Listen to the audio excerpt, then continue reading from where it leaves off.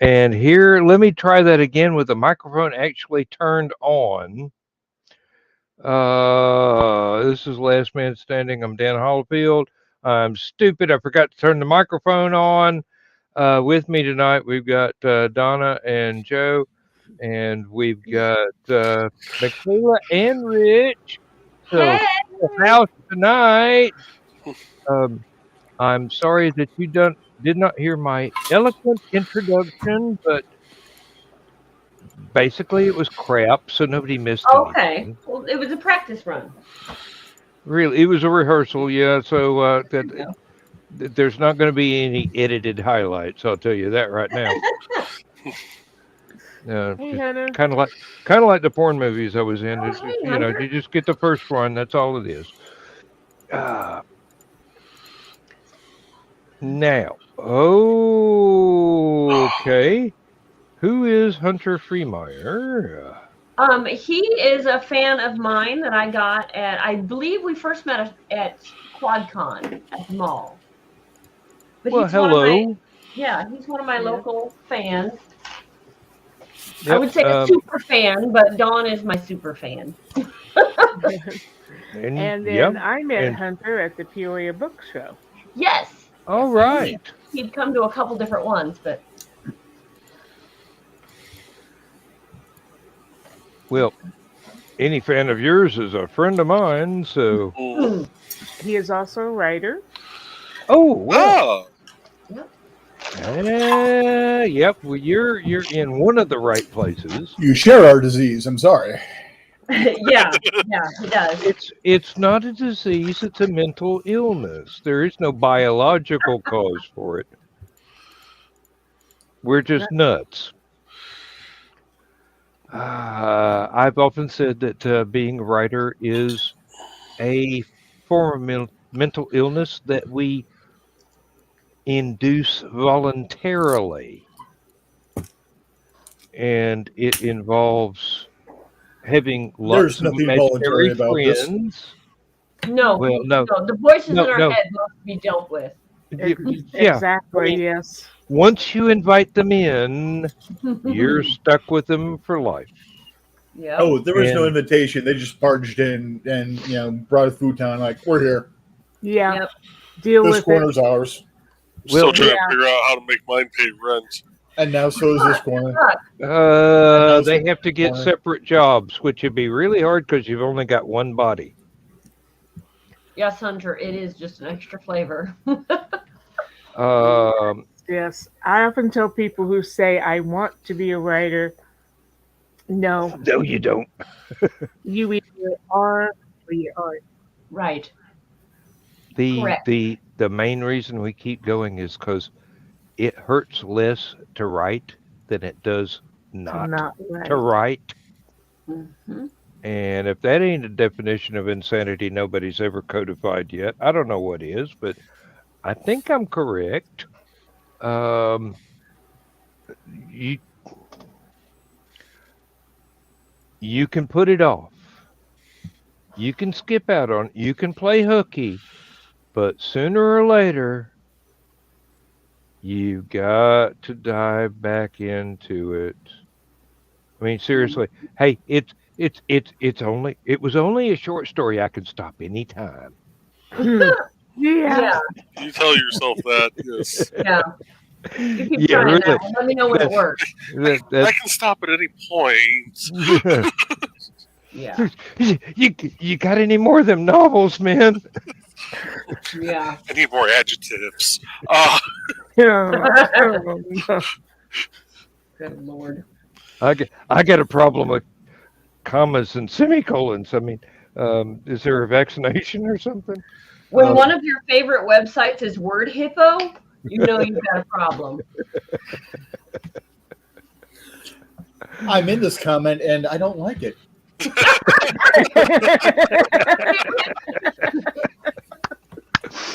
I use word hippo very, very often. I do too, because you get tired of he said, she said, he exclaimed, she exclaimed. Like, no, I need something different to say the same damn thing. And then an editor will tell you, "Hey, take out all the alternatives. We want he said, she said. Yeah. Yeah. It 80,000 words, that's going to get boring. Yeah. Yeah, and the real trick is to mix it up to where, There's okay, a a good lot of the balance. time it is Mhm. he said, she said, they said, and other times you get to use the more creative, more alliterative things, Right. But and also in and that then same you get into the trap of Tom Swifties. So you got to avoid those because some people get a giggle out of them, and some people think you're doing something wrong. But or you know, you overwrite yourself. Yeah. oh yes, always. But a Swifty is one of those things where um, I you just get got done changing a flat, you said tiredly. exactly, yeah. The adjective after Ever. fit together as if they were a pun. Hmm. That's great, And Hunter. Yeah, I was just reading Congratulations Hunter's on comment. That's graduating. awesome. oh, okay. No, I had Let me a show that here. when we had a writers group, we had one writer Oh, who yes, that's almost congratulations. refused to use the words he said or she said. And it's like it's wonderful that you know when to exclaim or something, but sometimes people aren't that expressive. Sometimes they just say things. Right. Not everybody is Sam Kinison. Hmm. One of my editors pointed out if you use the descriptive muttered more than twice in a book, I'm going to edit you even more stringently from now on. Evidently, that was one of their trigger words. So, Mm, hey, professional. right. So, Well, and that's I mm, learned that there are fluffer words. For lack of a better term, there are fluffer words. hmm yep, Mhm. I Yes, understand that they use concept. that term in the romance community, Rich. Makes sense? It Mhm. does, because it's doing exactly what a fluffer would do. It is a fluffer word. Yeah. And Those you're not allowed to enticing use little them. tidbits to titillate, pun intended. Right. Mm. And then you read the sentence again without the words there because you're thinking to yourself as a new writer, well, I have to have that word in there. That's how I talk. That's how people talk. That's how I hear them talk. No, If no, it isn't. it's not in And then if you're quotation marks, don't use it. well, right. And then as you're writing it and you learn to write without those filler words, then you learn to speak without those filler words. And it's really weird because you'll hear people talk and you'll be like, you could have shortened that by 3 words. Like I Mhm. didn't need all that extra info at all. And okay, and Rich and Joe will understand this implicitly. That entire meeting could have been a post-it note. Yes. Or Yes. an email. It could No, have been no. If it had been an email, it would have been too wordy. an email. Had a meeting like that Friday. Mm-hmm. Had a meeting Now- where the manager that called the meeting said the same sentence 17 times. Ooh. Bingo. Oh, And that's where I started counting. oh, you poor bastard. They said it several times before that. And then I'm like, all right, we're counting from here. Mm-hmm. Yeah. They sounded drunk. Oh no. Mm. And it's like, well, blah, blah, blah. Well, wait, to go back to here, okay, you wanted us to have a session on this date and then a session on this date. What time did we want to do a session on this date? And then, are you volunteering? no, I'm trying to keep you on track because you're jumping all the hell around. Mm. And I'm trying to make sure you keep your job so I can make sure that my job is guaranteed. Yeah. Mhm. Because if we get someone competent in your spot, I'm superfluous. There's no reason to keep me. Oh, Actually, come on. there's plenty of reasons to keep me. Considering the other trainer here in Chicago is of retirement age, so therefore they can go at any point in time, and you're guaranteed me for at least another 17 years. Well, there you go. Yeah. Welcome to another episode of Tidbits and Scribbles, folks. Hey, And if this is not picking on Michaela. It's just Well, you've got The way it writers in the room. We Yeah. tend to do this. yeah. Tidbits and Scribbles, the alternate edition. There you go. Hey, yes. and And if you're having a speaker, consider the age of the speaker. I went to a funeral once where the preacher should have been retired. He said the entire service 3 times. Oh God. Oh, And we were on a and not serially blended. very wet, windy hill in Missouri. And Aunt Donna was going, I think in this Oh my instance, God. the correct pronunciation would be misery. Mhm. it usually is when I'm speaking of that state. And Hunter, congratulations. Hope everything goes well on the finals and whatnot. Please do dive back into your work in progress. So is Hunter college age, high school age? College age. College. I've never Seems really like asked from the but I'm- context. Um. Oh no, repetition does not make for effect. No. Repetition. Depends on how repetition. it's used and how often it's used. Mhm. Yep, That's and true. repetition can also lead to reader dropout. And We're trying to nowadays, enjoy something, not learn something. Right. uh-huh. Well, that's the other reason I mentioned the different words. Don't always think that, if I use the bigger words, people will think I'm smarter, so I'm a better author. No, No. not necessarily. Know your market. If you're writing Yes. for the brainier bunch, the Right. word snootier bunch, you want Well, to and go if you're those. writing But if something you're writing for something for the masses, right, common language. yes, Yeah, really. and that was something I had to learn really quickly, was that writing to market does not mean writing a subject, whether vampires is hot right now or cowboys are hot right now. That's not Or writing to steampunk. market. Yeah. Right. Yeah. Writing to market means knowing your audience. These days, people's attention spans are very short, even readers.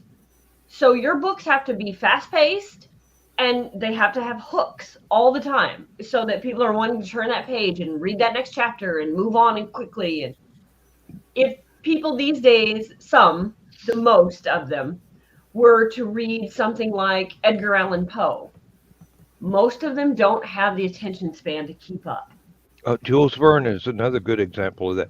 Fantastic H.G. writing, but Wells. very, very long-winded. Right. Very different writing.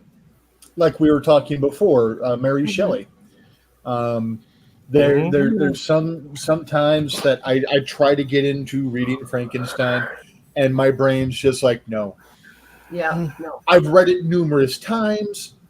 I know it better than Back a lot to of front. people. But it's one of those that, there's times when I go to try to read it, and even though I'm familiar with that language, I love that language. It's like, no. Not today. Yep. It's like the people that watch anime. Sometimes you're like, yes, I want the sub, And sometimes you're like, nope, screw it. I'm too tired to read my movie. We're dubbing it. If you're in just that exhausted state at that point in time, you're going for the more familiar language. You're going to be like, I'll push this to the back burner. Maybe you get back to it. Maybe you don't. Right. Yep. But I am a big fan of reading stuff on my tablet and reading weird words, holding for a long pause. Define. Yep. I like learning new words, but then again, I'm a writer. Right. And that's once- the thing. So the masses, they don't want to learn. They just want to escape. When they're reading books like mine. When they want to learn, they're going to read different books. They're not going to learn it from my book. You're not going to learn about building castles from my books, but you're going to learn that they're in a castle. I mean, but that's it. Like, that's all you get. Yeah, really. You don't need the construction details. Right. You just need Excuse me, pardon me. this is the great hall. This Right. is the kitchen. This Now is we're in the bedroom. yeah, really. and you don't even know whether or not they had to go upstairs or Right. whatever. It's this is the story. This is the setting for this particular scene. This is the set dressing. Let's blend it into one smooth milkshake. Right. Well, and I never wanted it to be like the guy on the front of Warrior Secret. That is not how I picture Hawk. Not at all. And I've had other people tell me that's not how I pictured him. But I don't describe him either. If you go through that entire book, he's not really described other than he's bigger than Cassidy. And I think I said he's got long dark hair. Because there was one scene where it said something about his long dark hair pulled back. That was it. Not eye color, not skin color, nothing. Mm-hmm. I did that with Tom Darby, actually. It's not until he appears at age 82 that I describe him as being a gray-haired old man. And that's about it. Right. Anything before that, skin color, hair color, eye color, height, Right. weight, whatever. Well, and that's It's immaterial. Right. Right. But that's how the readers can come to you and say, that's not how I pictured the main character. Okay. There was no, there was no specifics so that you didn't have to. You could picture your ideal, of Exactly. And that's why I did it that way. It's Mhm. There's no saying this is this guy. It's Mhm. what do you see him as? Right. As a reader, what do Mhm. you visualize him? Well, that's exactly right. Right. For you. Well, and it's almost like making your own adventure. Picture in your Yeah. mind your hero, your ideal hero, and there you go. Run with it. Yeah. Mm-hmm. Or And- like these people that make up names for their characters, especially you'll see it in fantasy, where you're looking at the name and you're like, I don't know how to pronounce that, so I'm going to call him George. Like, whatever name you come up with, then you come up with your character in your head. It's Mhm. what the reader's figuring out, not Mhm. necessarily what the writers put down. That's why I try and, especially with the Space War stories, I try and make it as phonetic as possible, even when they're aliens, and they've got like 15 asterisks and an exclamation point that's upside down in the middle of their name. It's just the syllables are there, the sounds are there. I know what I hear. Mm-hmm. And if I can communicate that to the reader, I'm doing good. Mm-hmm. If I can't communicate that to the reader, I need to work on that in the edits. Yeah. Going back to the other point, I won't say close friend, but I had an acquaintance who was writing a very detailed monograph on a historical serial killer. And he let everybody read the manuscript before he published it in this little elite group. And everybody's going, I don't think college professors with a complete unabridged Oxford dictionary is going to understand what you're saying without stopping every 30 seconds or every 3 words and looking something up. Mm-hmm. The thing about writing is it's communicating, not obfuscating. You don't try and hide stuff except if it's a plot point that you're going to reveal later. The language that you use has got to be what your readers can get a grasp of without having to rely on dictionaries or looking stuff up on Google.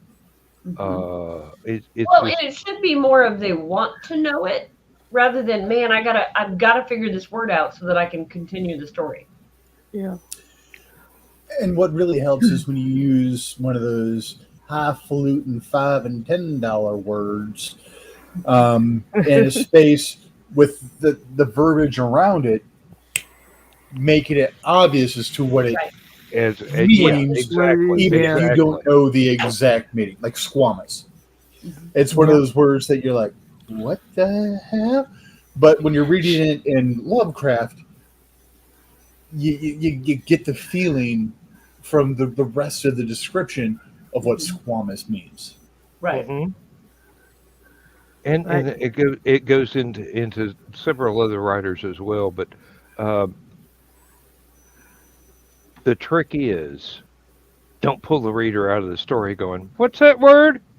Yeah. You use the language that your intended audience understands the best. Now, And if you're you sprinkling want to, in fantasy languages, make sure there's someone nearby that can lean over and like, you just call them a dog? Really? You know, oh yeah, to, yeah, to kind of get that translation Mhm. across. Mhm. Because sometimes those will take you out and you're just like, the hell? Yeah. I've got a character that starts off in the fantasy novel I'm now working on, now that I've turned in the Comet Impact story.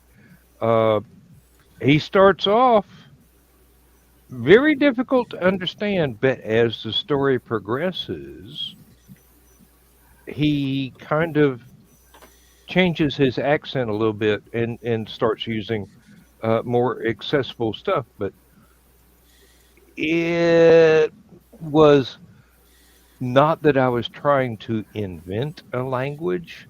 It was just that this character had not been out in the wide world and was just learning how to communicate with ordinary folks rather than the ones in the college he was going to. So, Kind of like Crichton's use of language with even Fedlin, even Fedlin in 13th Warrior. He starts out not understanding anything except for the one guy who speaks Greek, which is their common language. But as he listens, things start clicking, and then everything just becomes a common language. Mhm. If it's, yeah. That Hey, was Chris. done very well. Hey, Chris. oh, Going yes, back to and Merry description. Mother's Day. Going back to descriptions, there are other ways to describe a person too. In Hunter's Ridge, it's important to me that you realize just how tall BJ is. Mm-hmm. But I don't say he's 6'4", he's 6'7". In my latest book, Carly's talking to a very flirtatious Carney, and she's kind of laughing at him, and she's, oh, by the way, this is my husband. And the carny turns around and looks up and up. Okay, BJ's a tall person. In another book, I demonstrate how tall Carly is by having her step up one step on the porch, and she and BJ are even. That sort of thing. Mhm. Yep. Yeah, Exactly. Misty needs to stand up at like 6 steps before we eat. Kind of like Lurchin Friday, huh? Yeah. Oh. And talking about using words, my 2 pet peeves are been and seen. I seen that and I've been there. But I have to write that way when I write BJ because Right. That's That's the the way they dialect. that's the dialect there. The important thing is, if it's in quotation marks and it's a character speaking, you can Spell write check still all doesn't kinds like of stuff. But when it is the narrator, it's got to be as clear and unambiguous as possible. Hmm. Yeah, there's lots of times that spell check and I don't get along. Well, and I've got to correct what I just said. Unless the grammar. narrator is one of the characters with their own dialect, Right. their own accent. Yeah, So, when you're writing a horror and fantasy mishmash of things, there's a lot of red. Usually. And I'm not talking about the blood from the murders Right. and No. the creatures, No, and usually just the red little pen, the little red- squigglies. yeah. It's like, no, Microsoft. I told you to add that to the dictionary. Yeah. Uh-huh. Yeah. Well, look at the old Dan story that I wrote completely in Appalachian dialect. Oh, Oh Lord, I bet that was God, Oh a nightmare. Lord, no, and I lived there. that would have My rivaled family, Rudolph my Nose. family used that dialect. I knew every word. I even knew how to spell 90% of it phonetically, Hmm. As you and do. that's the way I wrote it. And I'm going spell check. That's Uh, when you start to wonder if spell check is actually stupid. well, no, it's Yeah. going. Is there an off switch for this one on this particular manuscript? Yeah. Yeah. Yeah. Spell check is only as smart as the people who programmed it, and you have to teach it. Yeah. Yeah.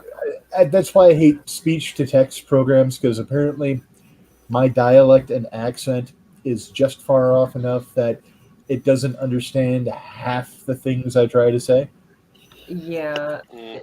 Oh, and I used to have this really unique problem with text to speech, where Mhm. I would use that back in the day to proofread stuff, and it turns out all the alien names and words came out correctly. But when people were speaking regular, normal English, I had to go in and correct the dictionary to get the thing to pronounce them like actual words instead of, oh, this is a random collection of letters that a computer thinks is a word.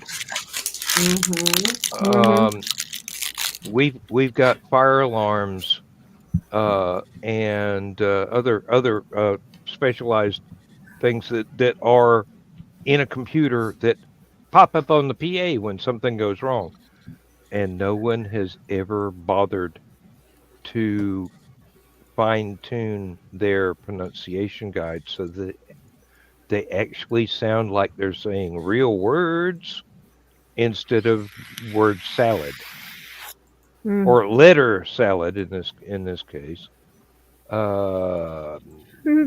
Yeah.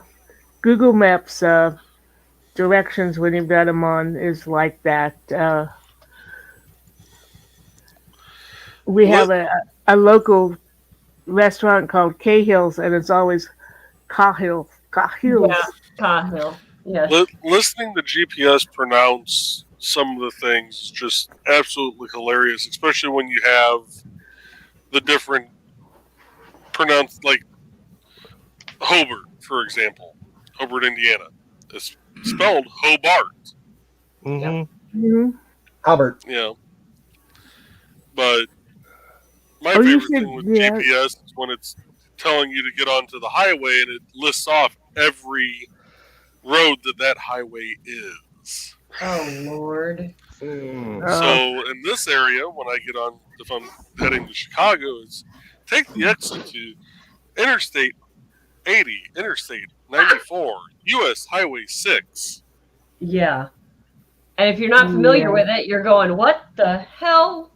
Which one is on the sign that I'm about to see? All Yeah. three. All of them. All three. Yeah. Okay. Mm. I used to have all three on there. I used to have a GPS that I had a British accent put on it, and that was fun listening to some of the Yes, the pronunciation. Now, My wife switched hers to that, and she calls her phone Jarvis. I would do that. I would do that. Except I never turn the volume on for my GPS. I just go, all I need is a map, honey. I don't need you to tell me which way to go. Just show me the turn. Yeah. Our first GPS would scream relocating or recalculating is what it was. It's recalculating. And then it would recalculate. And the kids thought that was hilarious. So I would turn the wrong way just to make it say recalculating because they thought it was hilarious. So we did it a couple times. They thought it was funny. Well, then we're on a trip with my husband driving. He didn't think it was funny because it recalculated on him a couple times and he didn't get the hint that she's not going to quit saying recalculating and rerouting your trip until you turn the way she wants you to turn. Or you get past the point of no return, Right. And then she gets the hint that you're not going the way she wants you to go. Yeah, and she then reroutes you. Now we have one that doesn't do it; it just reroutes you. I had to. Okay. I had to set up a waypoint to not the closest, not the fastest turnoffs to get to where I was going to go, but to a town that I'm going. I know the back roads from here. All I got to do is get on past these distraction turnoffs that are slow traffic, and just keep going until I get to there, and then I can turn this damn thing off. And if I was asleep, I could still drive home. I called my British GPS Daniel, and I swear that after a while, he sighed when he was going recalculating. I think I've made mine do that too, actually. It's just like, okay, never mind. Just whatever. We'll just go whatever way you want to go. Yeah. Oh, I'm waiting for mine to go, dumbass. I have told you to turn left the last 5 miles. But getting back to spell check, you can't always add words to dictionary. No.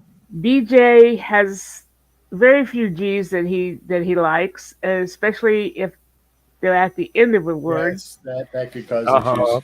And that is an accent. Yes. I don't want to add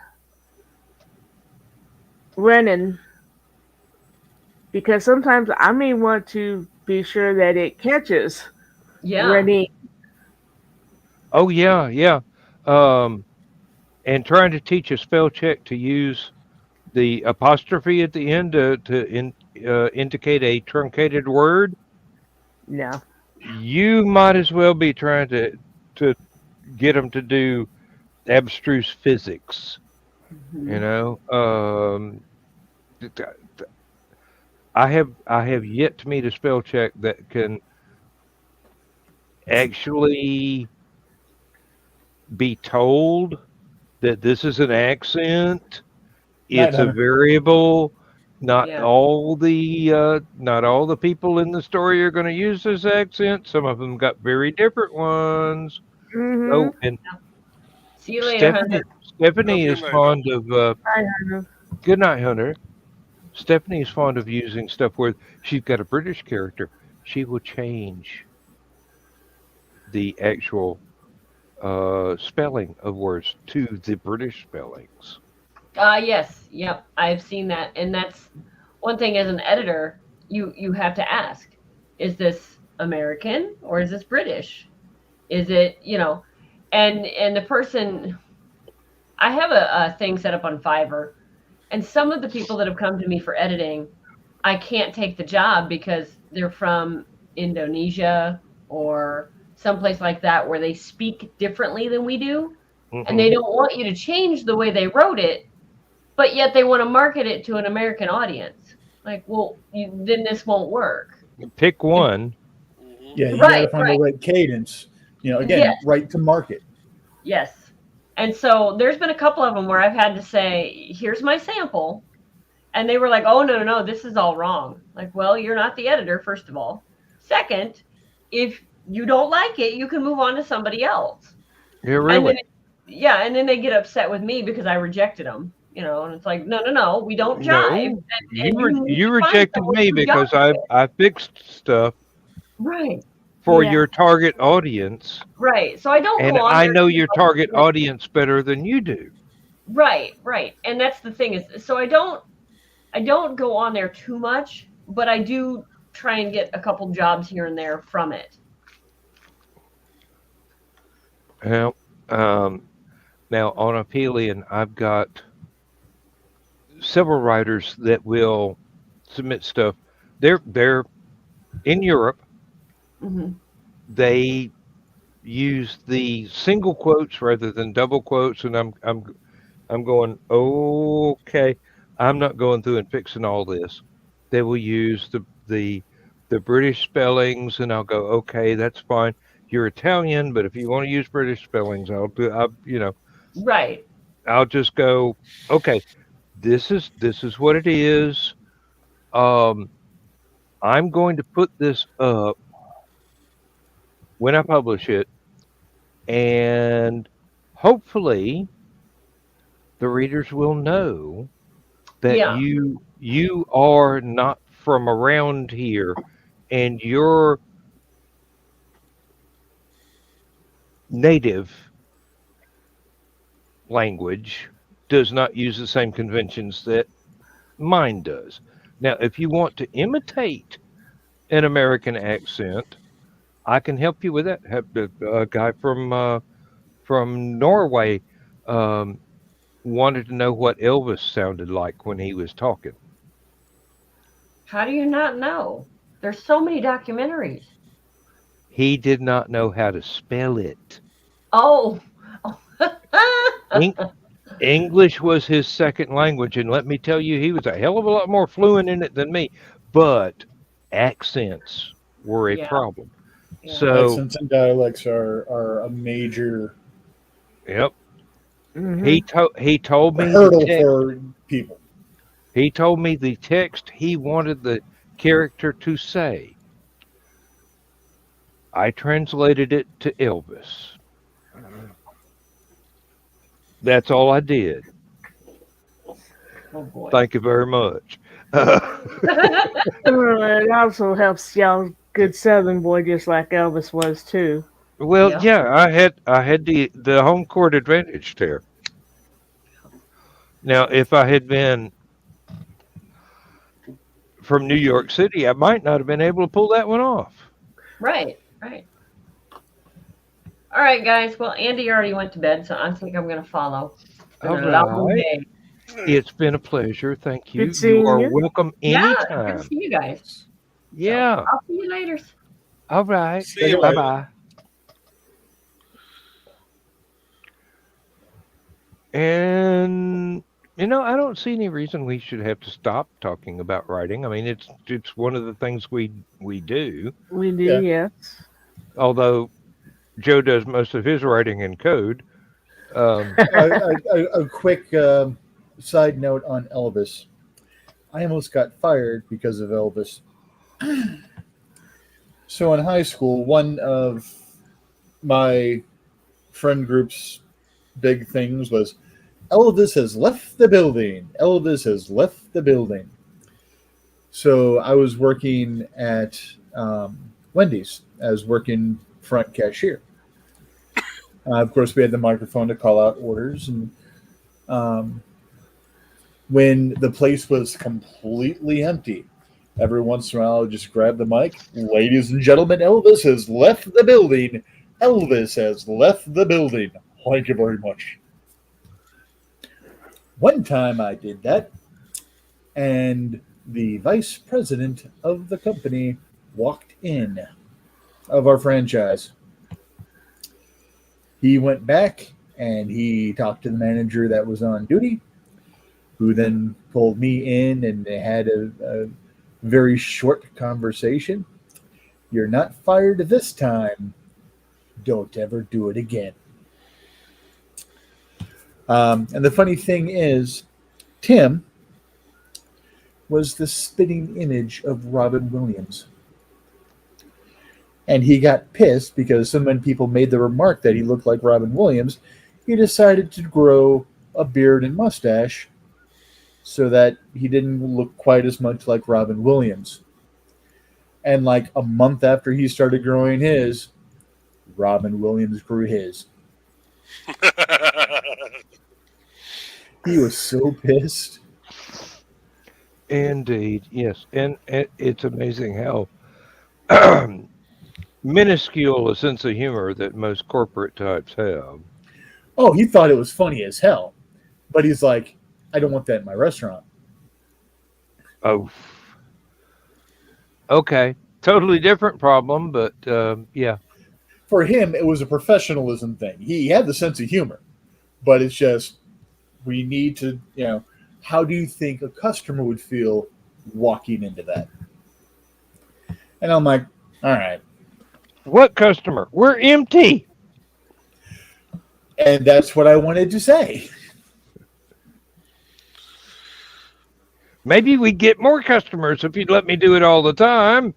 And if it's late enough at night, the customer might be drunk enough to turn around and go, they left? Elvis was here? I gotta share all my friends. Come to the Wendy's. We might see Elvis. A motherfucker stuck me with a banana peanut butter sandwich that was deep fried. I mean, I got to pay the bill. I have known people that drunk. Believe me, it could happen. I have been people that drunk. It could happen. I know people sober that might say that. Yep. You don't need to call me out, Richie. I am here. And may I say just quickly, it's nice to be here with my Haran.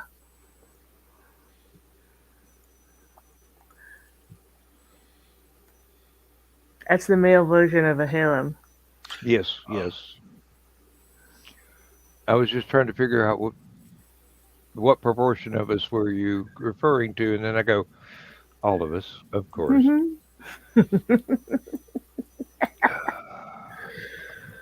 I try not to not play favorites. Tell me another one. Pull one of the other ones. It's got bills on. And there I go quoting. Oh Lord, I miss him. Terry Pratchett.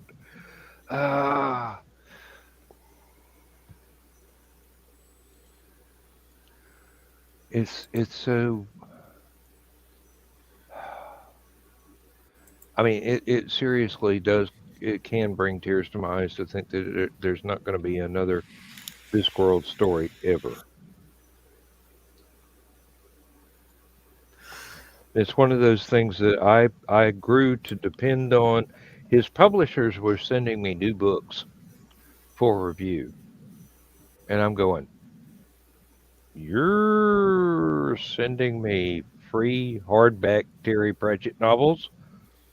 Yes, please. Yes. And you better believe those were easy reviews to write. I mean, it's Terry Pratchett. Read it. Buy it. Buy 2 copies. Buy 3 copies. Give one to your grandmother. Maybe she's got a sense of humor. If she doesn't, she'll grow one. Yeah.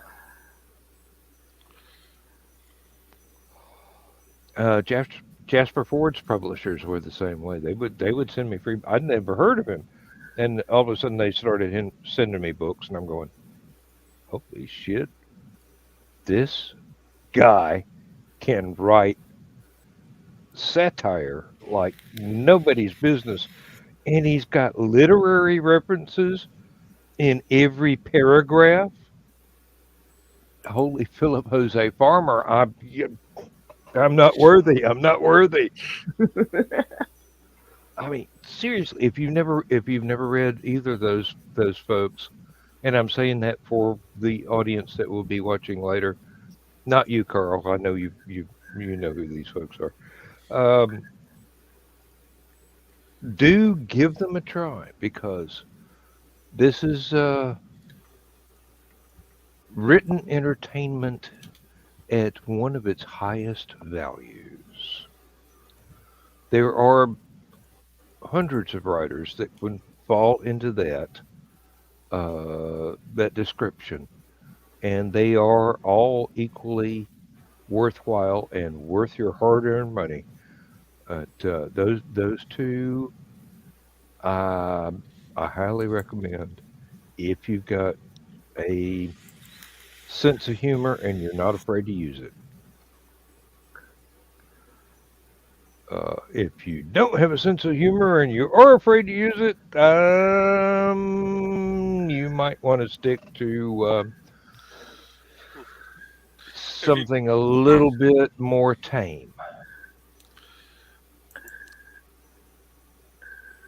And if you do have a sense of humor, you're not afraid to use it, look up Uncle Carl's Secret Humor. No. Hey, Oh my.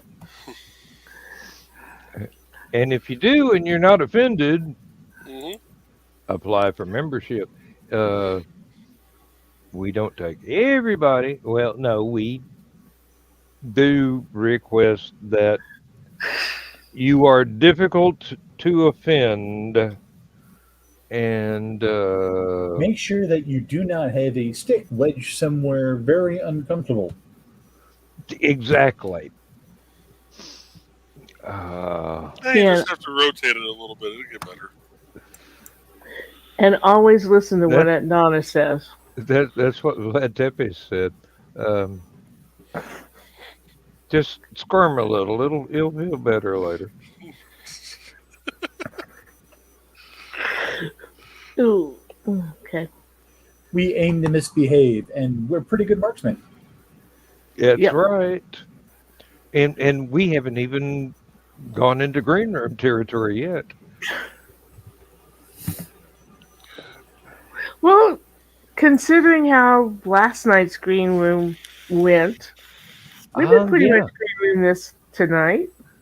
Well, yeah, but It was a pretty serious night. last night was more group therapy than ribald humor. But we did have moments of that as well, because it's us. I mean, seriously, we can avoid like that, like we can avoid breathing. Sarcasm, double entendre, triple entendre, and further permutations. That's kind of what we do. And for some of us, occasionally that shows up in what we write. And it can either be entertaining or, for readers who are more uptight, either confusing or, I ain't going to read this.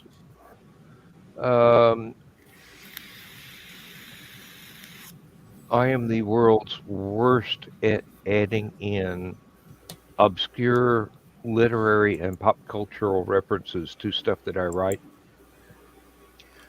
without explanation. If you don't get it, that's fine. It's not necessary.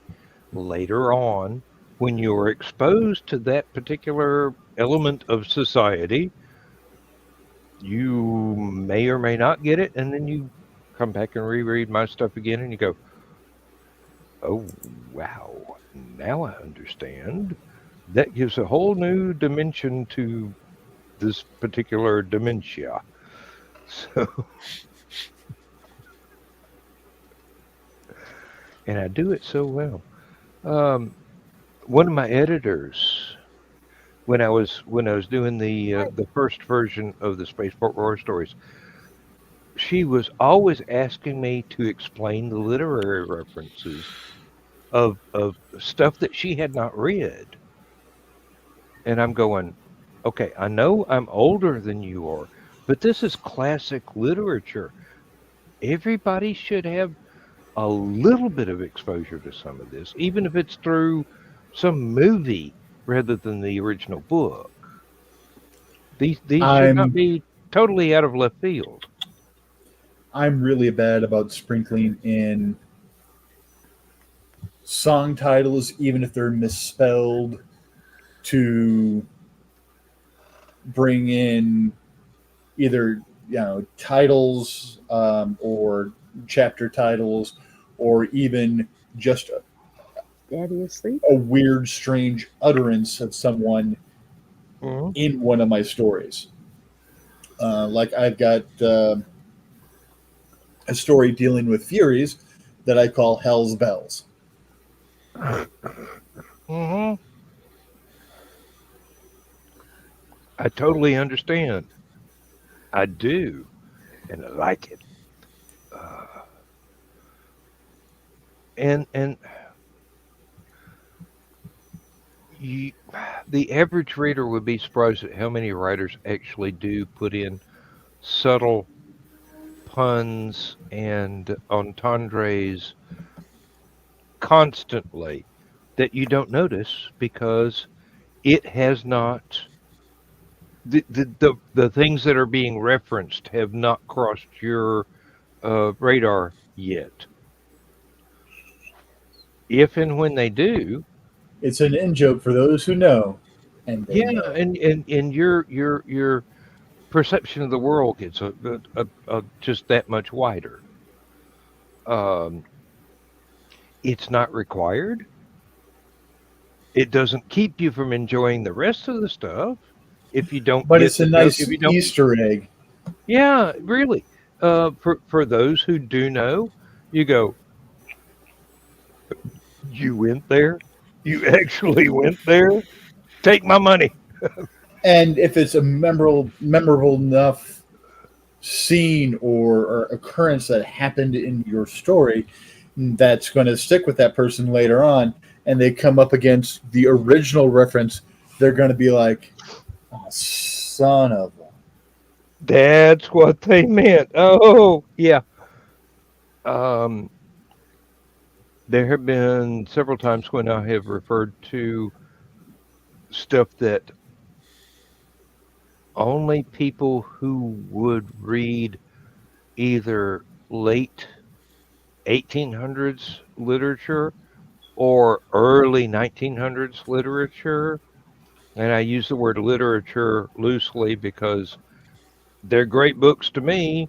They might not be a college teacher's idea of literature, but So you're uh, looking H.G. Wells, Jules Verne era H.G. Hmm. stuff. Wells, Jules Verne, Agatha Christie, um, Just don't Marjorie expect me to read Allingham. it. Oh Yeah. yeah. Just don't expect me to read any Hemingway. What does a Hemingway? About 5 pounds, as I recall. I found him extremely boring. Yeah. And well, now if your thing is oh Lord, how could I describe this without being insulting? Don't think I can, so let's just skip that one. Um, One of my favorite writers uh, had one of those books where he has a short story and then has a preface and an afterword that describes how he came to write the story and why and the influences and everything.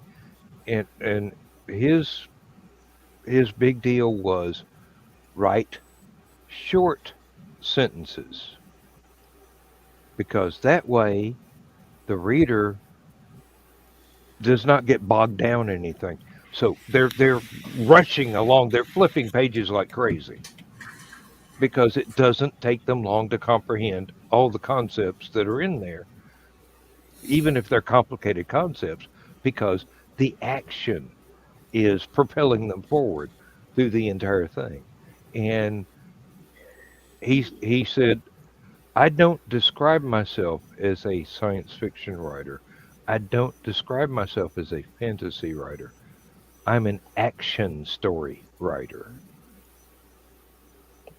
And everything he wrote was this short, sharp, precise path to the denouement of the story, the ending of the story, where if you're lucky, everything clicked, and you didn't have to be a college professor to get it, because he didn't use that kind of abstruse language. But it was this is how ordinary people talk. This is how I'm going to write, but I'm going to make it snappy. It's going to be like everything's it's a 33 RPM record, and I'm going to write it like it was being played on 45.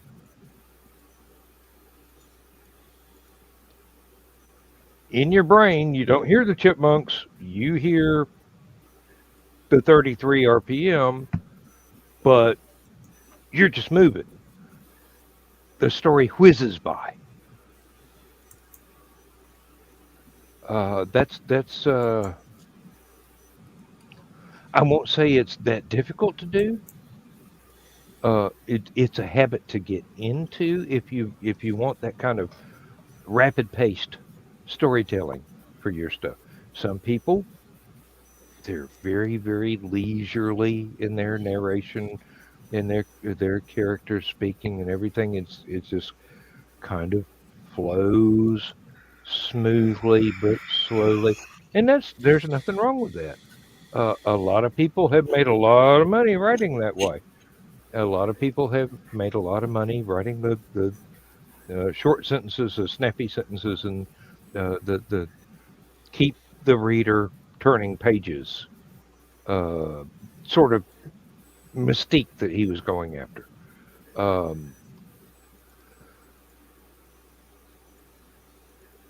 I kind of fall somewhere in the middle because I enjoy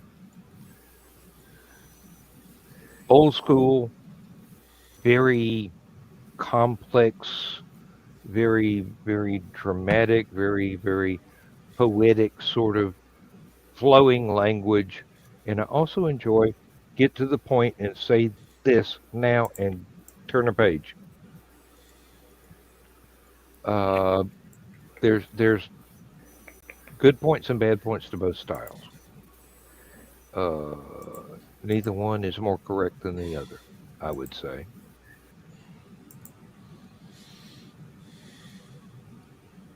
Somebody stop me.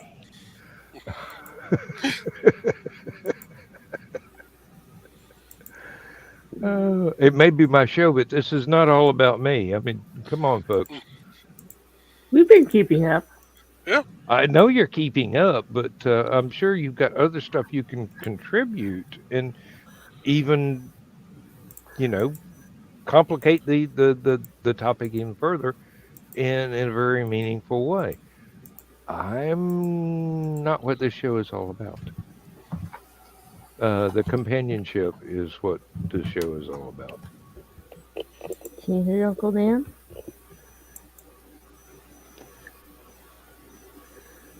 Here, kitty, kitty, kitty. Can you hear Perfect, Uncle kitty, Dan? kitty, kitty. He's almost asleep. I have that effect on people. Dad, he finally got Dad to bed, so Oh, it's time for It's time for mommy cuddle time. Uh-huh. Yes. Oh, Lindsay decided that today was when we hooked up the portable air conditioner in the bedroom.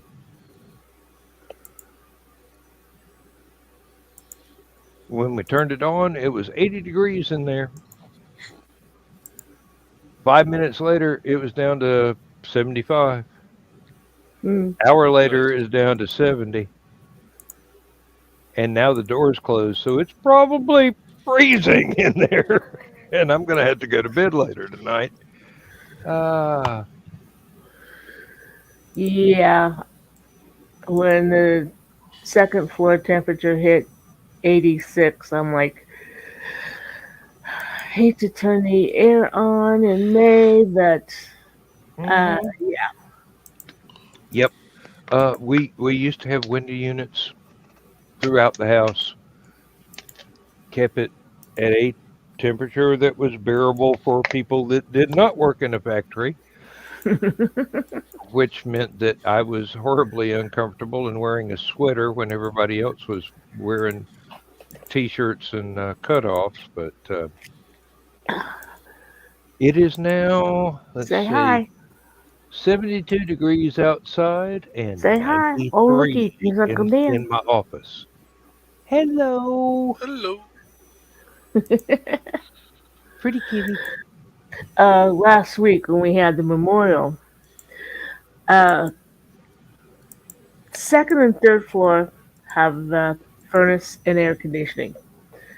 First floor had, when we moved in, a boiler, no AC. So when the boiler died, we put in a heat transfer unit, which also works with the air conditioner. Last week at the memorial, Carl refused to turn the AC on because he wanted to get rid of it. Got a little bit warm downstairs. Yeah. A little bit warm, yeah. I, of course, did not notice after 9/10 bottle of butterscotch schnapps. And Any Carl grease said, will have that effect, yes. Carl says to me, "Have you looked at your phone?" And I'm like, "No, why?" Did you see the selfies that April sent? And I'm like, "Well, yeah, she did a selfie of me and her, and then her and charcoal, and she sent those to me on, you know."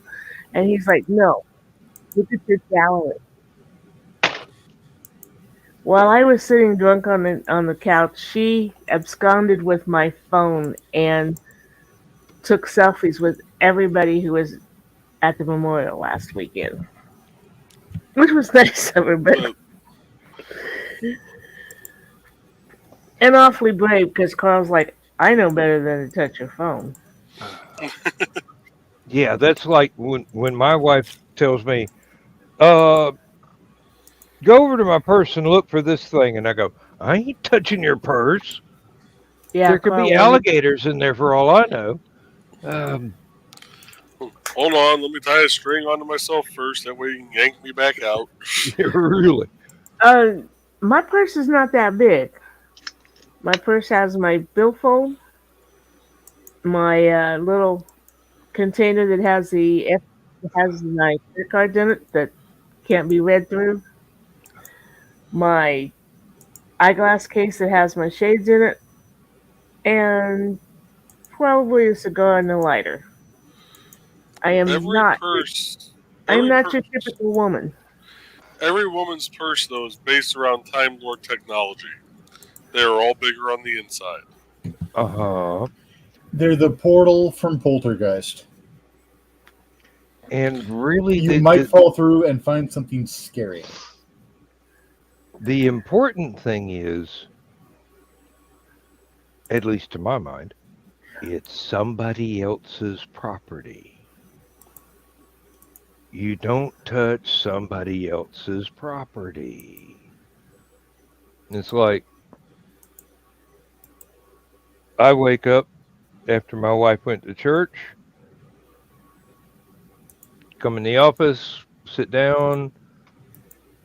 It's Sunday. I've got to put the got to make sure the cell phone's out so the alarm clock goes off on Monday morning. My wallet has been moved. Uh-oh.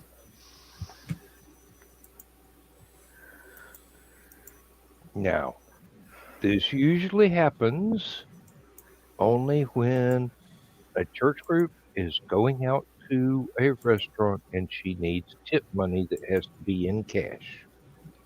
She's going to pay with one of her cards for whatever meal she gets. But being old school, tips need to be cash. So I approve. And I'm still going, my wallet has been moved. I can imagine this going on in a woman's mind when I'm told, get something out of your purse. And I'm going, not if you hold a pistol on me. No, I ain't going in there. That's yours. I ain't touching it. There could be anything in there. Yeah. Now, I like to have tip money when I'm going to a larger restaurant, because those owned by large corporations will use that information to work into the waitress's salary to say she's making minimum wage. Uh-huh. So no, then she gets cash, but she can hide part of that. I used to do that with Pizza Hut. It always worries me that the waitress won't get it, Mm-hmm. but the kid that comes and cleans up the table afterward will. Ouch! Oh, bastard. That's why you hand it to your waitress on the way out. Uh-huh. Exactly. Mm-hmm. And go, hey, don't want anybody else to have this but you. Mm-hmm. Don't know how this place works. But Well, yeah. Yeah, when they bring the bill, that's when I slip them the tip. And also I want them to know this is how much I appreciate you. Because I used to be a waitress. I can tell a good waitress from a bad. I can tell when she's really busy or when she's acting busy. The first time wait staff gets me and Misty and they do really, really good, we scare the ever-loving fuck out of them at the end. Because we ask for the manager. And then in their mind, they're replaying, oh my God, what did we do wrong? And as soon as we get to the manager, we're like, there's nothing bad going on. I'm used to the service industry from being on a help desk perspective. I know what it's like to bust your ass, and the only time you get feedback from your end users, or in this case, your customers, is for bad stuff. I want to let you know it wasn't bad in any way, shape, and or form. We actually had very good service, because they're looking at the tip and they're like, why did they tip us so well if we screwed it up? Did that once to a waitress at Denny's in Kansas City, Missouri. And when the manager came out, told him that we wanted him to know not only was she an exceptional waitress, that we couldn't believe we were at a Denny's because the service and the food was so good.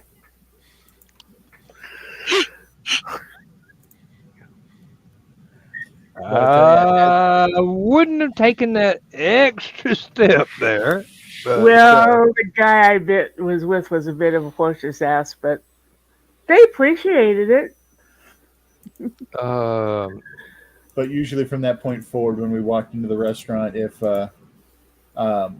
those waiters and waitresses saw us, they would start fighting amongst themselves. Sit them with us. Sit them I with got us. this table. No, you don't. Yep. Yeah. Carl's like, you over tip? And I'm like, no, I don't. She was that good. Mhm. And when April and I go out every week during the school year, and we each leave a $5 tip, although our meals may not have even come to $15. Mhm. We go in rotation to these 5 different restaurants, and we're there for 2 hours. Really early in our drinking career, my best friend and I and another friend would go to TGI Fridays. We would buy a meal and then buy probably $100 worth of alcohol each and pay about 50% in a tip. So we paid for about $100 worth of alcohol. We drank about $300 worth of alcohol. And then we'd also have the bartender come over and like, hey, here's a new drink I want to try to put in rotation and blah, blah, blah. How's it taste? And he would make enough for everyone that was at our table. So yeah, we took our tipping philosophy from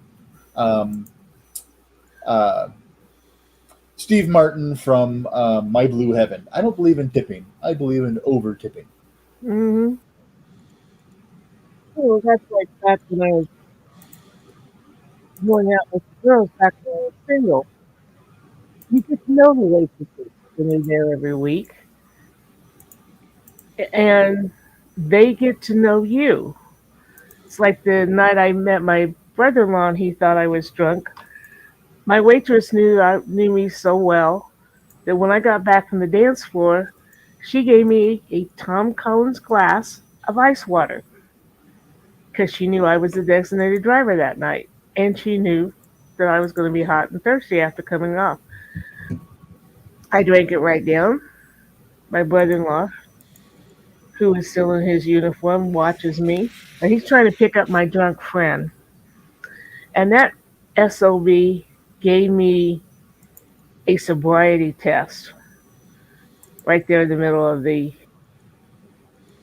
spot. Which it was with him, I was in his bed. Next week, I meet Carl, and amongst the funny stories I tell him is this one about the cop. And the next day at work, I told my friend, I said, I told Carl that story about the cop. He thought it was funny too. My friend's like, you shouldn't have done that. His name was Witzman too. They might be related. So next time I see Carl, I go, oh, you know that cop I told you about? His name's Witzman. Are you related? He hangs his head and goes, yeah, that's my brother.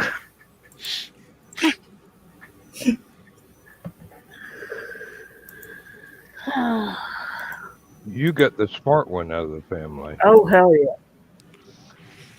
Well, his sister's pretty smart too, but. Well, yeah. The only reason I can get away with saying that is because I'm never going through that state in my life, so I'm not going to get pulled over. Well, he's retired now, so you don't have to worry.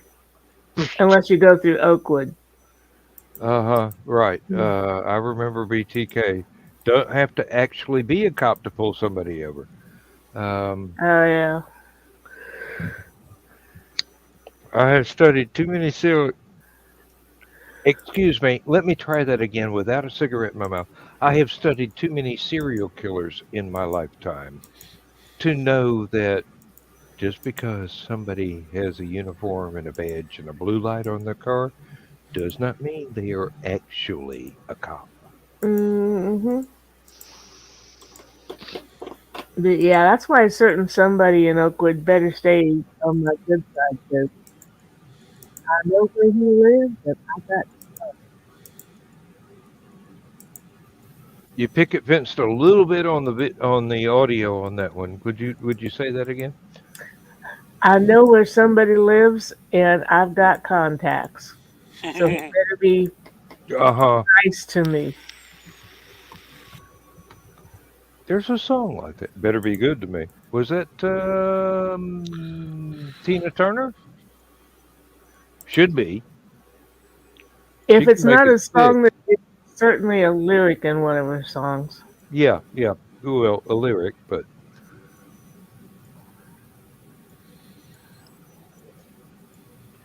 Okay, gotta look that up. I'm sorry, my memory goes, hey, I know that phrase. And then I got to figure out where I know it from. Nothing wrong with that at all. I hope not. Misty gets mad at me for that. I hit the wrong button. That's all right. We know where the correct buttons are. Yes, you do.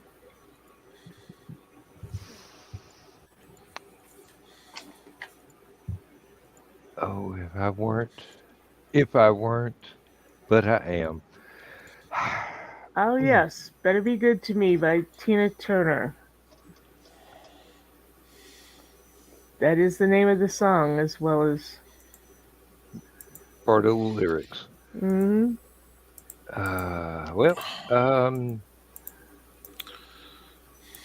I do have a phonographic memory. Mm-hmm. Well, and I've got a memory like a steel sieve.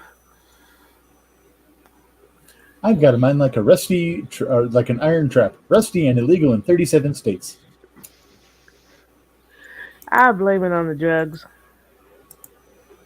Steroids. I blame it on my sister landing on my head as a child. I had nothing to blame it on.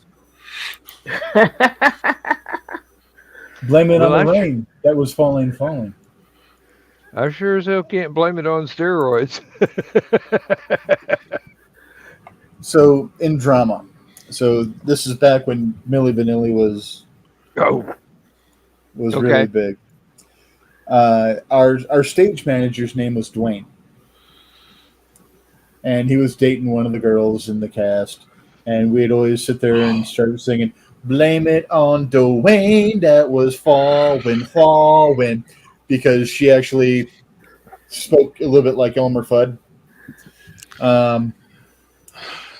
She got a kick out of it. He did not. I actually managed to swallow my beer with that. I'm very proud of myself. There was not a spit take, involuntary or otherwise. Hi. Superpowers, I'll claim it. With this group, yeah, that certainly is a superpower. That is true. Well, that's one of the things that I absolutely love about both shows and the Green Room is that the humor is not only eclectic, but it is quite often. I could fall out of my chair because y'all tell some of the best stories. I mean, seriously. I couldn't make this stuff up if I had a Hollywood contract to write a movie script. Which you couldn't right now because they're on strike. Could write one on spec and send it in when the strike's over. Oh wow.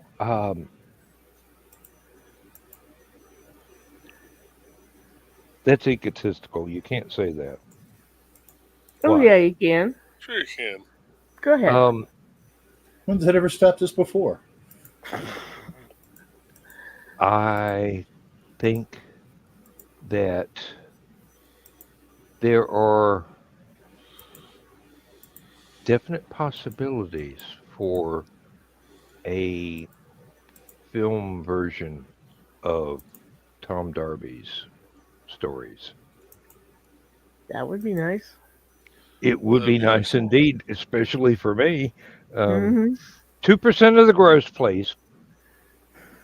Not the net, the gross of everything. The reason I say that is the way that I write things is very visually oriented, so that there's a lot of the descriptive text leads a reader to be able to see the scene. If I do it right,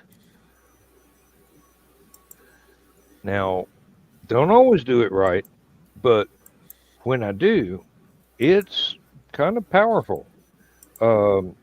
Witness the chapter in Fly-by-Wire that I mentioned the other day on Facebook, where I was going through the edit and I got to the first chapter that makes me cry, and I wrote it. I'm going. If I had read somebody else wrote this, I don't know that I would be able to finish or pick up the book again for a week. This is very, very emotional. Knowing I wrote it, that's, like I said, it seems egotistical to me, but it's the highest sort of I did something right that I can think of. Because if it brings me to that point, it's going to be powerful for somebody that is not in my head reading it as well. I hope. I certainly hope. Yeah, But, those holy crap, I did this moments are awesome. Oh yeah, yeah. And during this particular book, when I was writing it originally back in 2004, it was like every day when I went back through to reread the last few bits that I did overnight before I went to bed, I'm going, I don't remember writing that. I don't. Wait a minute. I don't. No, I do not remember writing. Did I? No. Well, obviously I did. It's my computer. Nobody else. Okay. Well, okay. That's when the voices took over. Well, You left out the right amount of honey and milk for the story fairies. And that's the thing with the way that I write. And that's why I'm so slow. God damn it, Rich. I have to take the voices in my head and take dictation from them when they're willing to talk to me. Mm-hmm. If they're not willing to talk to me, I can't force it. It won't work. Now, when it does work, it's wonderful. But when it doesn't, it's excruciating pain because I'm sitting there in front of a blank page on a word processor going, type, damn you, type. Ain't working. Ain't going to happen. I have to have the voices in my head tell me what they're doing. Then I can put it down on paper. Otherwise, it's just frustrating because if they're not willing to tell me what they're doing, I can't function. It's not like I can tell them what they could be doing. That's an outline, and that never works. Not for me. I can go, okay, here's what I want you to do. Oh, well, did you notice over here? Oh, not again. Mm-hmm. Side quest. I was gonna say, but have you ever had the voice go, I'm gonna do this, and you look at it and go, that is so far off fucking script, that's a whole new scene. You're skipping chapters. Oh yeah. Yes, I have. I'm going to do this. Are you sure? Yes. Oh, hell. In fact, me just making that throwaway line about story fairies. Mhm. Considering what I want the cover for the first collection to be, I now have an idea in my head about story fairies that would fit perfectly considering that cover. You have to talk to your Congratulations. you'll have to talk to your cover editor. Yeah, I don't think I've ever written a story from beginning to end. It's chapter, scene, part of a scene, and then let's see how all of this goes together and hope that it goes together. With me, it's all stream of consciousness. I start with a scene. I mean, it may have been percolating for years, but Hmm. once it's there, I go, there we go. That's it. That's the scene. And if I don't have something to follow that with, that story's not going anywhere until the next scene comes into my head. But That's a lot of the way my brain works, and that's what infuriates Nick so much. uh-huh. But But there's nothing you when can it do about it. yeah, when you're hot, you're hot. I mean, there was one night that I wrote a 10,000 word short story in about what amounted to uh well, I was at work and I had to do like 10 minutes work every hour, and I was filling in for somebody else's job that gave me computer access. So I pulled up a word processor. I just started a story from nothing. 12 hours later, minus the 10 minutes work each hour, I had a 10,000 word story. Beginning, middle, end, in jokes, references, everything complete. And it became a chapter in a larger piece. Um,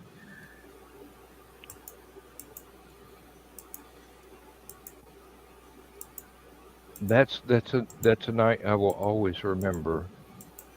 Not only was it fun to do that, and I got paid $20 an hour for doing it, but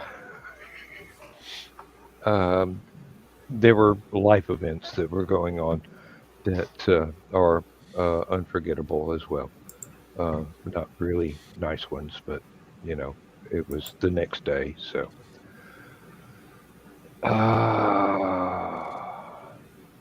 into every life a little rain must fall.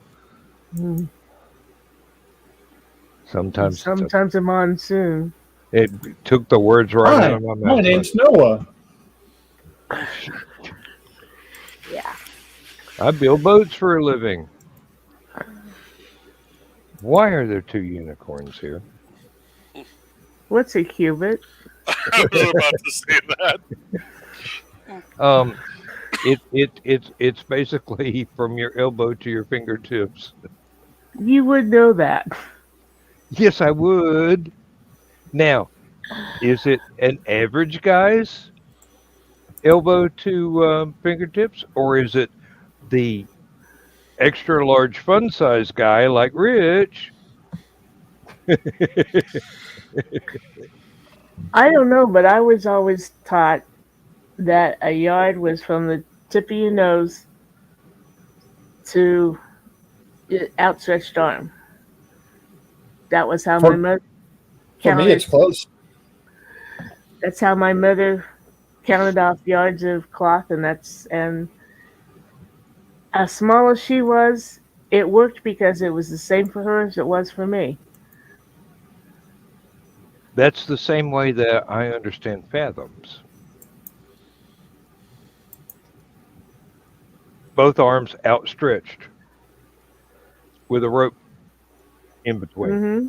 So as far as you can measure your arms, that's a fathom, and it turns out the average was 6 feet. Hmm. Now, I'm sure there are navigational charts where somebody really tall has fewer fathoms on their depth charts than other people. But Your arms outstretched like this, fingertip to fingertip, is allegedly supposed to be your height.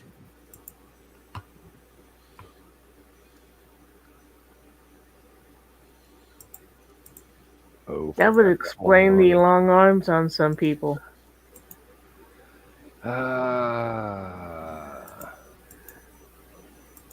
Not the green room, not the green room, not the green room. Such No, as my not your length, your height.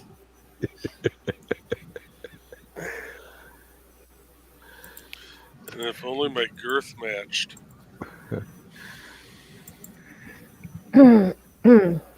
Mae West has a lot to answer for, let me tell you. just thinking the same thing. And the same quote, probably. One thing is how many of Mae West's sayings made it into the cartoons of my age. Yes, indeed. I can remember many. I believe it was Looney Tunes with a, why don't you come? No, it was Tex Avery. Why don't you come up and see me sometime? You know. Hmm. I was always partial to, when I'm good, I'm very good. When I'm bad, I'm even better.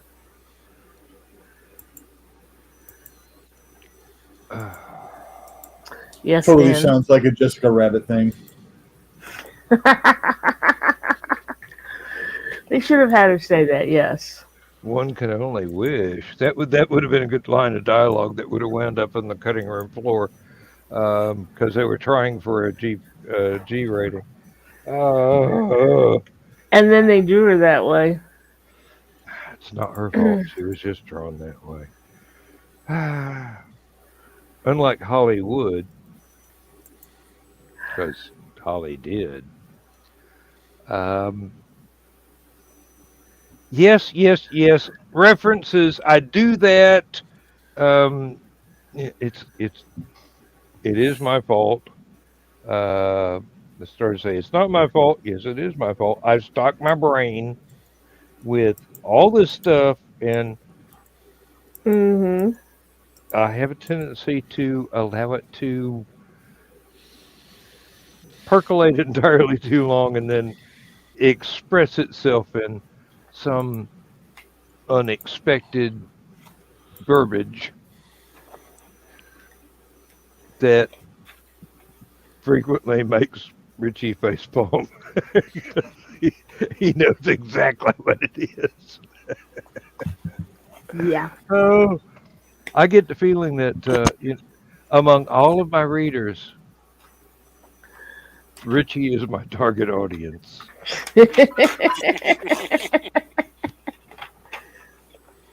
Very possible. Hey, you do have the preview copy of the Tom Darby stuff, and if you don't like it, I don't think anybody else will. And you've never expressed any displeasure with that thing. I'm enjoying the hell out of it. Now, I expect to be taken to task over the almost racy stuff that I did the 1940s draw the curtain and let everything happen off screen. But there was enough suggestive stuff in there to make somebody really, shall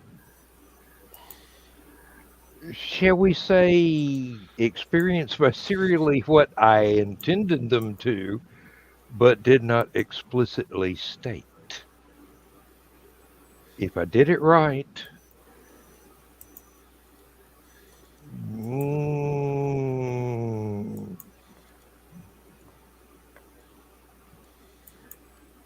I have no way to end that sentence without being in the green room. Seriously, no. There's absolutely no way for me to end that sentence on camera. If I did it right, I did it right, and people will be either enthusiastic or displeased that I did not take the next next step. Um, I'm sorry. I'm more of one of those let things happen off screen kind of writers. Uh, I could easily turn it into a submission to Penthouse Letters, Oh, I was but going to say one of my books. well, I don't think I could reach those heights. 9 times out of 10, that's how I do it too. But It there's it's that, just what's most comfortable to me, you know. yeah. Now, other writers will want to take the next step, and they do, and that's perfectly fine. And I have no problem reading it. Um, It- and I It's think I think it's I think it's absolutely wonderful if the writing is that good. And usually with the people that I read, it is that good. So it's just not the way I write. it's not that I wanted to take that step. Well, okay, Seduction of Lily Monroe kind of demanded it, Mm-hmm. but on the other two books that have parental advisory banners across them and at the book shows, it's what the voices told me. No, you, it's got this scene has got to be in this. Mm-hmm. You have got to explain for some people. Like most people know how to do this. I don't care. You got to put this down, and you got to listen to the voices in your head. Mm-hmm. I'm looking forward to one day being able to have the Mandan Peoria Heights label on one of my books. With my differing cognitive function, I I feel really weird trying to write stuff like that. My brain, Uh-huh. one, my I brain understand doesn't process completely. social cues properly to begin with. Um, so it feels really weird and creepy trying to write it. So I think it would probably come off as really weird and creepy to anyone trying to read it. But So there's, anything sometimes you like that, need weird and creepy. I fade to black. Yeah, yeah, There's exactly, sometimes you might exactly. need weird and creepy. Sorry, I don't fade to Um, black. I pan to the fireplace. Yeah, Yeah. yeah. hmm And if you're really feeling frisky, there's one scene where the ring falls off her finger as it pans to the fireplace. Well, And See, that's 1940s movie trope right there. If you don't understand what I just And implied, 60s, 70s TV trope. oh mm, yeah, yeah. I forget about TV because a lot of TV implied a whole lot more than what was actually logical for the story. yeah. There were things that were done on TV back in the days when there was heavy censorship of a lot of stuff where you you could lead the horse to water, but But you you weren't can't make allowed to him watch think. them. But you weren't allowed to watch people watch it drink. Hmm. Oh, it's like when we were writing Woodstock Dreams. I knew I wanted Madame Starlight to be a child of the '60s, even into the '80s. She's never lost. She's never lost that ideal. What were the '60s about? Free love. But I've got to admit that the first time I finished a certain scene, I looked at that and went, "What did I just write?" Mhm. And Carl and Michelle are going to kill me when they read it. Then they go, "Oh, we want more." And they said that's they read it and they're like, yeah, that's Madame Starlight. And I'm like, so what you gonna do in the next scene? And I'm like, okay. Get us banned in Peoria Heights. Well, the funny thing is, we didn't get Woodstock Dreams published at the time of the Woodstock reunion because we had a stupid agent that told us nobody would be interested in Woodstock reunion, which turned out to be not right. Afterwards, Michelle's like, can I borrow that shower scene for one of my stories? Because she writes romance novels. And I'm like, make your deal. You can have the shower scene if I can have the rights to publish this book whenever I can talk Carl into it. And she says it's a done deal. Took me almost 20 years to talk Carl into it. And I finally am like, okay, DM'd her on Facebook. Remember the deal we made? Carl doesn't believe it. Could you repeat it here so he can read it? So she's like, yeah, I took her shower scene. If you guys want to publish the book, go ahead. And he's like, okay. So that's how Woodstock Dreams finally got published. And it's been one of the best sellers for some reason. There, oh God, I don't believe I'm saying this. There is a shower scene in one of the Tom Darby stories in the new book that will be coming out this year. There's nothing explicit in it at all. Unless you have a very active imagination or an unfettered libido. And then all bets are off. You the reader reads into it what they bring to the actual experience of reading the story. Um, if they are so inclined, there's a lot of stuff in there. If they're more conservative or younger, then they don't have the faintest idea of what's going on, except it's kind of hot. And if they're really conservative, they're going to think it's, penthouse letters. But it's all in the reader's perception of how the scene plays out, what they imagine is what I was going for. Imagine this.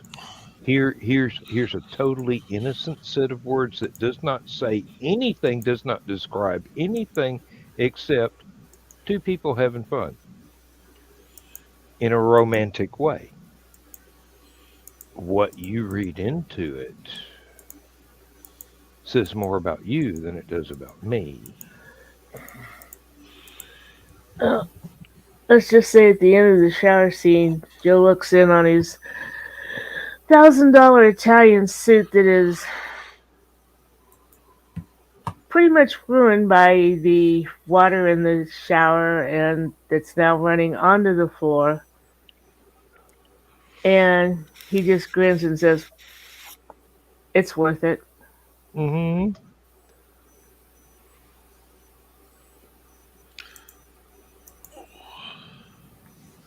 I can't wait till people actually get their hands on this book. I really, it's like a Rorschach test.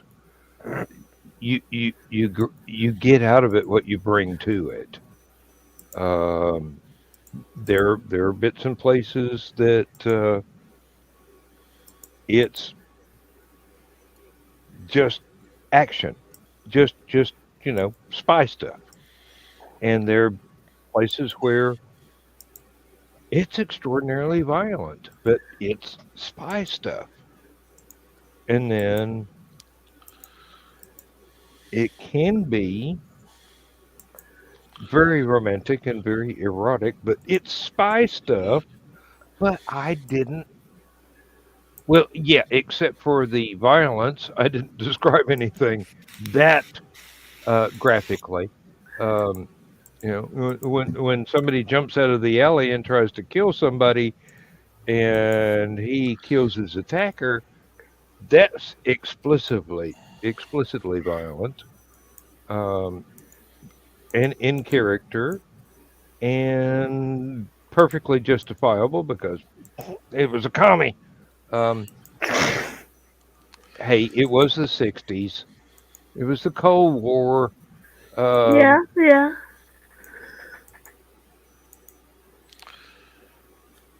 Well, folks, I know we're about at the end of the show, but I'm going to dip Yep. out a little early because I've spent about the last 6 hours in front of my computer. So, and this is the most time I've spent in front of a computer in quite a while. So, it's time to take a nap. it's time to see if I can stand still. And, yeah. Remind your legs what blood flow means. Yeah, I think they've forgotten. Um, Reintroduce your body to a mattress. yes. I'm going to give my pillow some head and my bed some ass. Good night, folks. Night. Good night, Joe. Night, little brother. No, we only got 10 minutes anyway. Yeah, I know. I'm so glad that each of y'all keep coming back week after week because you know as much fun as it is to hang out and just be friends together. Something like tonight's show where there's so much writer stuff going on. It's hopefully it'll be educational for somebody who's watching that's beginning their quest to be a writer. And yes, one does not seek to be a writer. One actually cannot escape being a writer.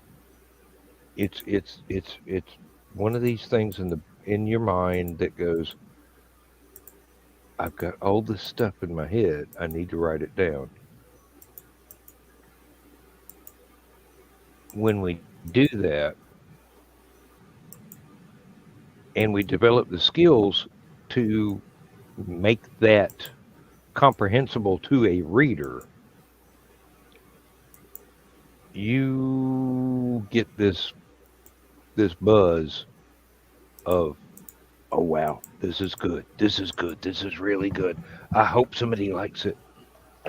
And then in the back of your mind, further back, because I don't care if anybody likes it or not, I do. And yeah, my best, no, I won't say my best audience. I write stories that I want to read that nobody else has bothered to write. If other people enjoy them, I get a thrill. If they're willing to give me their hard-earned money to have their own copy of some of it, I'm over the moon. And I think this is kind of typical for a lot of writers, if not every writer.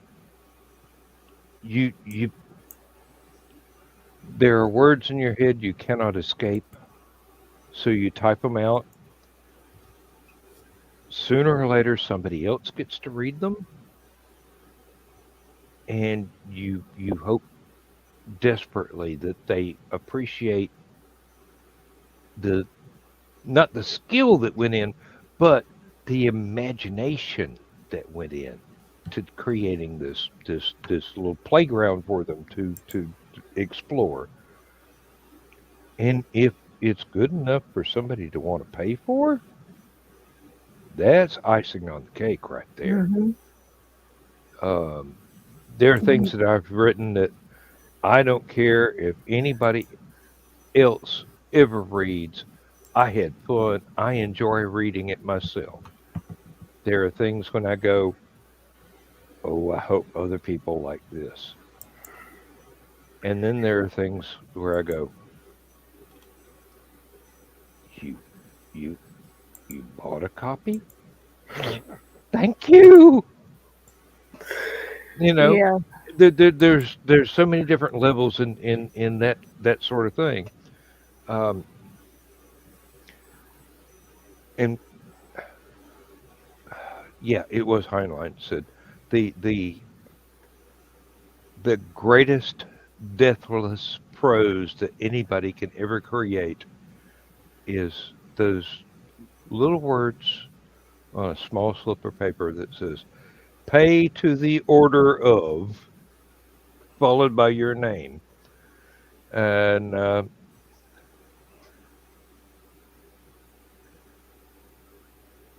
but the paycheck is not the reason. No. The paycheck is fine and dandy and really worth pursuing and worth learning how to do it better. But Paycheck is the whipped cream on the pie. the act of creation is the thrill that we get. Mhm. And I don't know any writers that don't have that absolute joy at once it's finished the act of creating this story. Now it's a lot of hard work along the way. It's not easy. It's not for everybody, but that reward of oh, I like that is right there, right in your face. Just that's just one of the best feelings that you can ever have, even if you're not on the level where you feel like you can sell stuff, but you probably are if you get to that level of, hey, I like this. You're probably ready to start finding a market. And, Michaela can tell you uh, m- more than anyone has ever known about how to market things. Um, but the act of creation Mhm. is this extraordinary extraordinary ego boost when you do it right. Mhm. Now, when you don't do it right, it's still an ego boost, but nobody's going to buy it. So, I never thought anybody would want to read what I wrote because I didn't write for anybody. But when I was a freshman in high school, I wrote my first Man from Uncle story. oh, And I was writing it, I finished it during um, a free period. And a friend in my class saw me doing it, and she's like, "What do you have?" And I said, "Well, it's just a little story that I wrote up." And she asked if she could read it. I'm like, "Sure." Can't believe you want to, but okay, yeah. So I gave it to her. And she read it and she come back and said, when are you going to write the next one? I never thought about writing the next one. Yeah, when somebody tells you they want more, you go, deer in headlights. Okay. Didn't think I would get this far in this amount of time, but Yeah, I mean, it was just a little something I'd written to amuse myself. I had a writing assignment in a college English class, and the teacher gave us a set of 10 sentences that we were supposed to include in the story and create something from that prompt. I turned it into a Lovecraft story because I'm just strange that way. And that was what I was reading the most of at that time. It's a very weird story. I probably couldn't recreate it now or find a copy, but I wish I could because it was like a 2-page short, less than half of a flash fiction, probably less than a quarter of a flash fiction, but beginning, middle, end, plot twist. I didn't know, had no idea, had not studied anything, had never really given any idea to expanding my creativity in that particular direction. But now, look what I do for fun. Comp and grammar and I never got along. Hmm. So I ended up failing my 11th grade comp and grammar course. I think it's partly because the teacher was a bitch and didn't like me, but I talked my guidance counselor into letting me take creative writing instead of comp and grammar to make up those credits my senior year. Take creative writing and advanced creative writing. Enjoyed it. Had a blast. My second time going to college, I went back for my English 104 class, which is a comp grammar class, which I failed the first time around. But took it, and the teacher I had treated it more like a creative writing class. First day of class, all right, give me 10 sentences about yourself. And I'm like, all right. I just started naming off like really weird things. I take it back. It was write down 10 things you can't do. So I'm like, I can't give birth.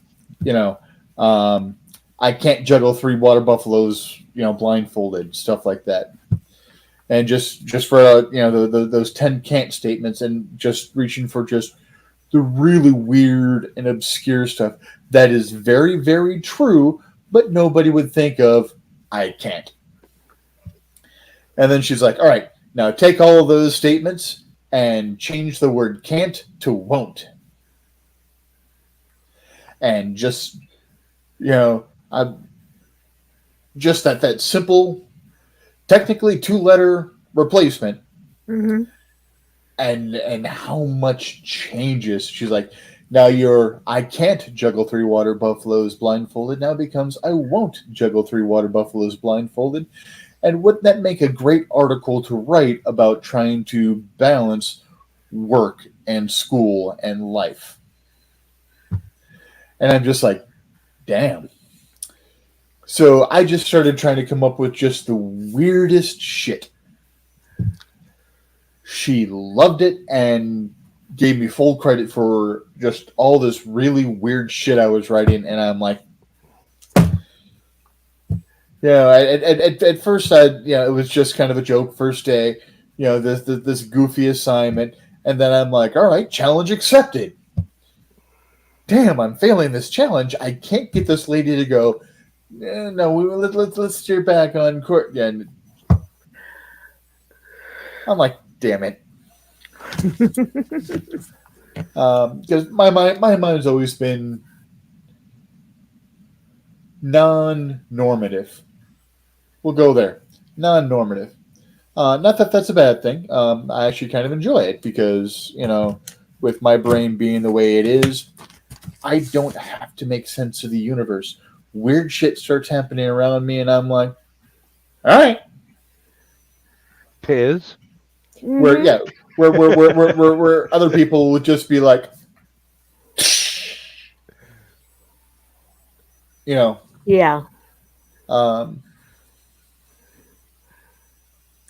And hell, it turned into a really cool art prompt for Nick. That is now the cover of IndieCD.org.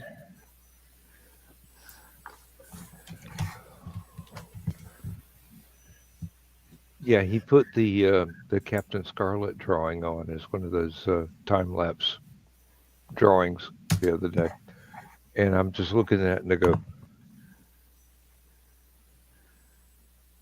I hope you read the story, Nick. It was dedicated to you. I hope you read it.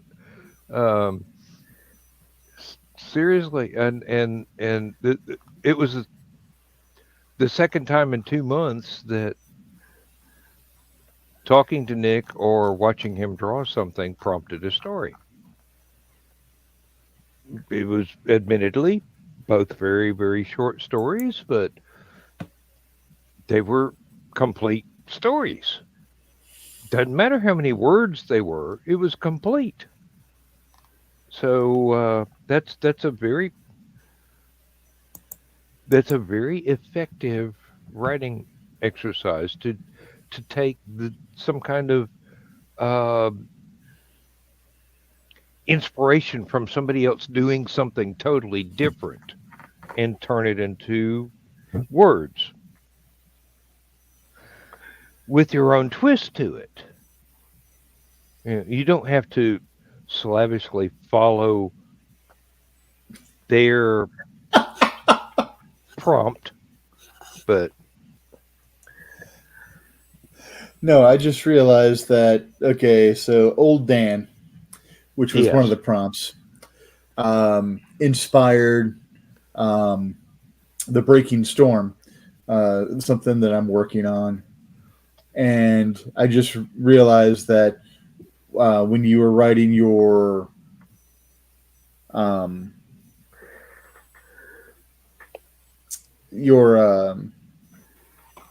story about seeing the ship flying no flag and going to chase it and stuff like that, my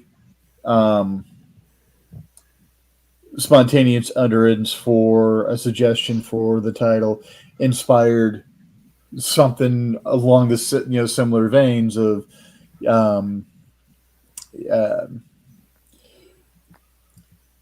Green Hornet for pirates, kind of a deal where, it's people think that they're actually a pirate, but they're not, so they don't fly flags, and they draw people in close and then pounce and stuff like that to get rid of the pirates. That's a great idea, yes. So, which, funny enough, actually melds with a story idea I've had since my first time in college, which is my Brother's Keepers storyline, where you've got a king that's got a bunch of siblings, and in every generation there's always just a ton of siblings, and it's the king is always named after the father, and then all of the brothers are named after the king's brothers, and then they are, in birth order, they're shipped off. So the second born, gets shipped off with his, their father's first youngest brother, etc., and so on down the line, to basically intern at the feet and be raised by this sibling to fulfill the role that they filled for the kingdom, and I called that Brothers Keepers. And it's one of the brothers grows up to take over the mantle that his uncle filled, which his uncle fulfilled a dual role, leader of the mercantile fleet, but also they had a second ship and a magic amulet to change their appearance, and they would go over to this second ship, and then they would pretend to be a pirate scouring the seas, getting rid of the merchants that were doing shady stuff and spying and getting rid of pirates and stuff like that, but at the same time making it look like they were harrying the king's fleet. Which is a good act if you can pull it off. God help you if anybody finds out. Yeah. Which was totally inspired by Green Hornet. Yeah, the vigilante bad guy pretending, or the vigilante good guy pretending to be a bad guy. Yeah, exactly. That's a very great concept. I'm glad you're doing something with it. Can't wait to get to the end result there. Yeah, can I want to read it. All right, folks, and I'm speaking to the audience. We're 9 minutes over, and that's not a big deal because sometimes we go hours over. But let's see if we can get Carl to curse today. No, we're not going to do a 7-hour show. I can't stay awake that long, and I got to go to church in the morning. Well, yeah, later on in the morning anyway. So Lindsay does too, and I charged her car up, and I'm hoping that it will actually start after 8 hours without the charger on it, because there is this parasitic drain on the battery. Because it's a 2000 something model Buick, which has the crappy alternator that has the world's worst design voltage regulator inside, which drains the batteries. If I could just get some other alternator from some other design car that would fit and the wiring would actually plug up, maybe I wouldn't be going, okay, I need to shop for a Toyota. This Buick ain't cutting it. Yeah, Toyota. If you ever saw the episode of Top Gear where they tortured a Toyota truck and it still kept running. I have yet to see a Toyota that would not make 200,000 miles. If you took care of it. They attached this to a dock, and when the sea came in, it washed it off the dock, and it spent the night in the sea. The mechanic could not bring in any parts or stuff, just use these tools and tinker with it, and started right up. They put it on top of a building that was to be demolished. And 8 or 10 stories, I mean, it was up there. Flat like a pancake, but it still started. And that's when Carl and I looked at each other and said, we're getting a Toyota. Mm-hmm. Toyota, the Timex of cars. Mm-hmm. Exactly. I have yet to see one that would not take abuse and keep on going. And for those who are too young to understand what Timex is a former wristwatch brand. They might still exist, but I haven't seen them in ages. I haven't seen commercials for them in ages. Their tagline was "Takes a licking and keeps on ticking," and this was they before would the toy age of these in digital. commercials. Yeah, These were mechanical, and they were soaking them in about as water. indestructible as human engineering could make them. Mm-hmm. Running over them And with a car, I think, in one commercial. Dude, yeah, All sorts of things. steamrollers. Just don't drop Embedding them it in just a right on a road. gravel driveway. I mean, seriously, these things were tough, and they were entirely mechanical. We're not talking about digital here. They were entirely mechanical, all gears and springs, and stayed accurate no matter what got done. About the only thing you could do to them was melt them with a torch. And some of them you could break you can shatter the glass over the top. But again, the mechanics kept ticking. Now, the one I just mentioned about dropping it just wrong in a gravel driveway, the front glass shattered and half of the minute hand got tore off. But it still ran. You just had to realize that the really short hand was actually the minute hand, and Yeah. at that point in time, the longer hand was actually the hour hand. Mm-hmm. And folks, just because something ain't modern, don't mean the technology isn't good. Look at us.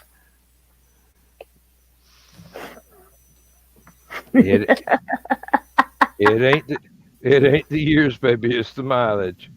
I've been rode hard and put up wet too many times, but I'm still going. Yep.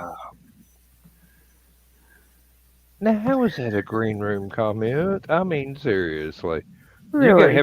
you gotta have a really suggestive mind for that to be. No, that has been a double entendre for a very long time. It has been used, I believe, in several Police Academy movies in that type of capacity as well. Hmm. Oh, well, it's time to say goodnight, Gracie. I sit corrected. Go good, guys. Good night, folks. Thank you Good night, for folks. being here. Thank everybody for watching. Take a look. Transmission overload. System will shut down.